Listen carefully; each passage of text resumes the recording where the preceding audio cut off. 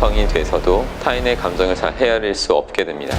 자기 이외의 사람들을 괴롭히는 성격 장애자로 만든다라고 했습니다. 즉 무의식적으로 또 자녀들한테도 냉정하게 대합니다. 그러면 자녀들은 굉장히 불안해할 수밖에 없고 힘들어하죠. 언제나 다른 사람의 탓으로 돌리는 그런 이기적인 모습들을 보여줍니다.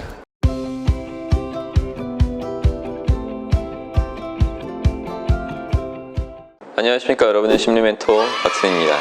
심리학자 장 피아제가 한 말인데, 어린아이들은 사회적 관계를 형성하기 위해서 다른 사람들의 마음을 읽는 공감 능력을 발전시키게 된다고 했어요. 공감은 다른 사람의 감정을 이해하고 알아주는 그 능력이죠.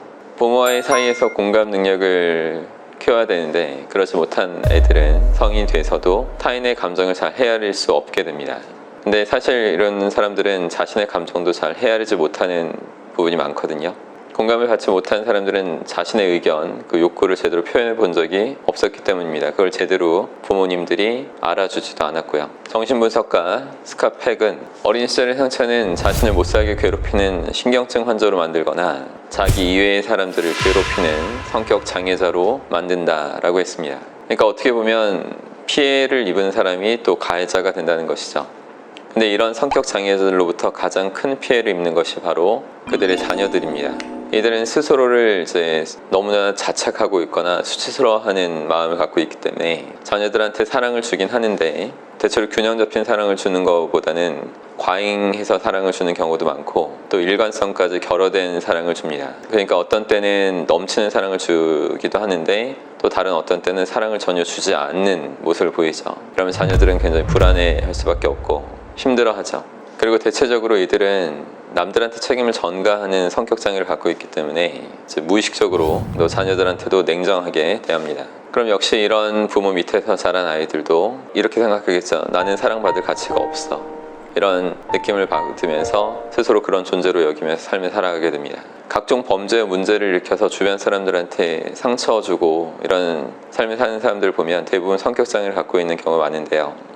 이런 성격 장애가 있는 사람들은 자신의 마음이 편해지기 위해서 자신이 갖고 있는 문제와 위기를 언제나 다른 사람의 탓으로 돌리는 그런 이기적인 모습들을 보여줍니다. 이런 성격 장애의 원인은 바로 공감의 결핍에서 비롯되어진 겁니다.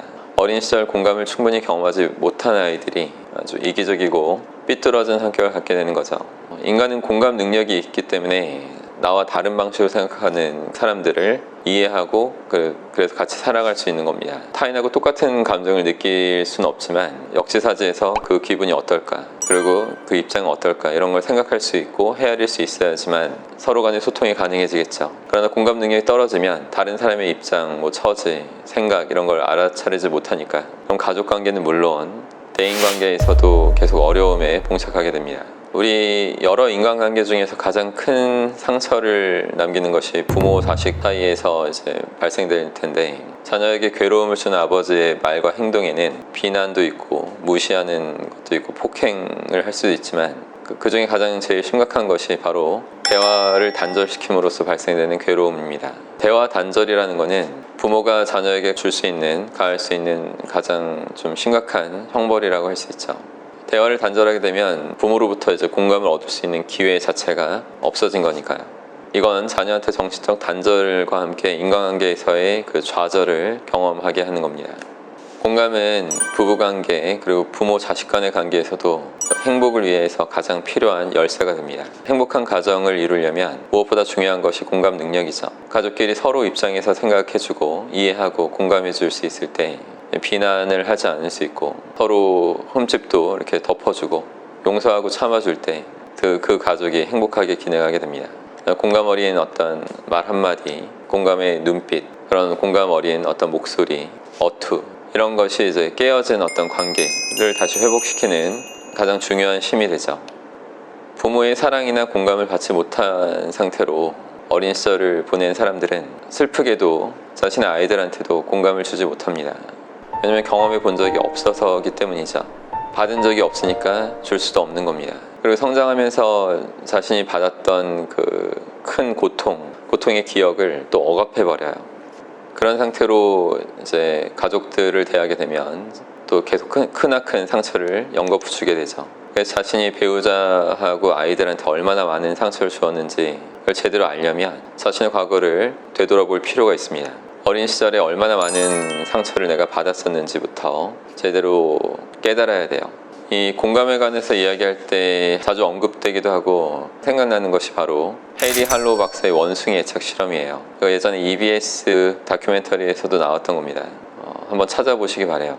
이 새끼 원숭이를 갖고 한 실험인데 어미 원숭이로부터 떼어낸 새끼 원숭이를 우리에 넣고 두 개의 엄마를 만들어요. 헝겊으로 만든 어미 모형을 만들어 놓고 다른 한쪽에는 철수로 만든 그러나 우유가 나오는 어미 모형을 만들었습니다. 이랬을 때 새끼 원숭이는 우유를 먹을 때만 철수로 만든 어미를 찾았고 대부분의 남은 시간은 다 포근한 느낌을 주는 헝겊으로 만든 그 어미에 붙어 있었습니다. 그리고 공포스러운 상황을 조성해서 이렇게 해주면 또 새끼 원숭이는 바로 그런 헝겊으로 만들어진 어미한테 달라붙어서 위안을 받았습니다. 할로우 박사는 이 상처 입은 원숭이를 치료하기 위해서 애착관계가 잘 이미 형성되어 있는 그런 치료자 역할을 하는 원숭이를 우리에 넣었습니다. 그러니까 이런 애착관계가 잘 돼 있는 치료자 원숭이하고 자꾸 생활을 하게 되면서 원숭이도 점점 정서적인 교감을 나누면서 안정되어 갔죠. 이 실험은 아주 큰 의미가 있다고 할 수 있죠. 어린 시절 부모나 주변 사람들로부터 공감을 받지 못하고 자란 사람도 치유될 수 있다는 희망을 보여준 겁니다. 과거의 상처는 치유될 수 있습니다. 대신 우리한테도 치료자 원숭이처럼 안정된 정서를 가진 치료자가 필요한 것은 사실이죠.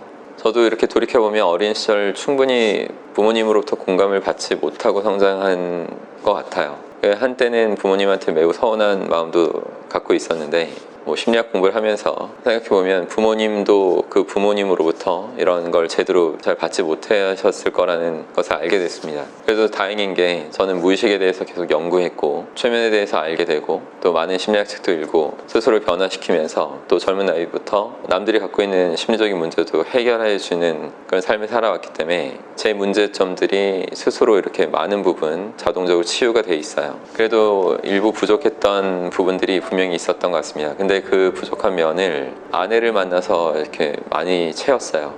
너무나 다행스럽게도 제 아내가 정서적으로 아주 안정된 사람이었기 때문에 가능한 것입니다. 또 그 부모님으로부터 아주 온전한 공감을 많이 받고 성장한 아내이기 때문에 정서적 안정감을 갖고 있는 사람으로서 저도 이제 많은 부분 치유해 준 거죠.